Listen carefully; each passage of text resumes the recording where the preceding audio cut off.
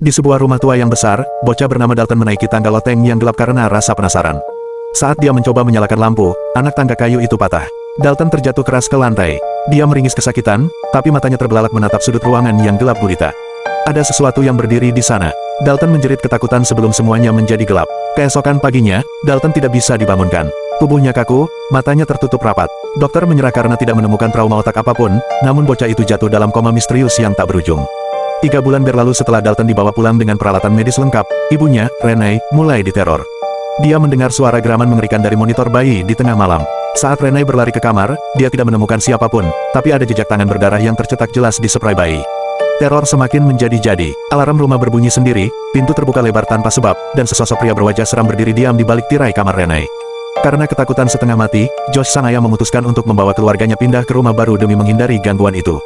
Mereka pikir mimpi buruk itu selesai. Tapi mereka salah besar. Di rumah baru itu, hantu anak kecil menari-nari di ruang tengah di siang bolong.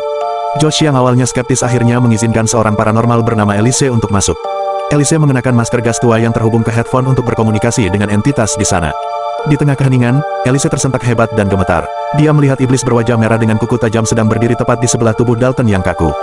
Elise mengungkapkan kenyataan pahit. Ini bukan kasus rumah hantu, tapi Daltonlah yang dihantui. Jiwa anak itu tersesat terlalu jauh di dimensi lain bernama Doverder karena kemampuan proyeksi astral yang tak disadarinya. Tubuh kosongnya kini jadi rebutan para roh jahat yang ingin hidup kembali. Satu-satunya cara menyelamatkannya adalah Josh harus menyusul ke sana, karena Josh ternyata mewariskan bakat yang sama pada anaknya. Josh duduk di kursi, dihipnotis oleh hitungan metronom yang berdetak konstan. Perlahan, dia masuk ke dunia gelap berkabut. Dia menyusuri lorong waktu rumah lamanya, melewati hantu-hantu yang tersenyum menyeringai kaku seperti patung. Di sebuah ruangan merah di ujung lorong, dia menemukan Dalton yang dirantai di lantai, sementara iblis muka merah sedang menajamkan kukunya diiringi musik gramofon yang bising. Josh melepaskan rantai itu dan menarik anaknya lari. Mereka berlari sekuat tenaga menembus kegelapan.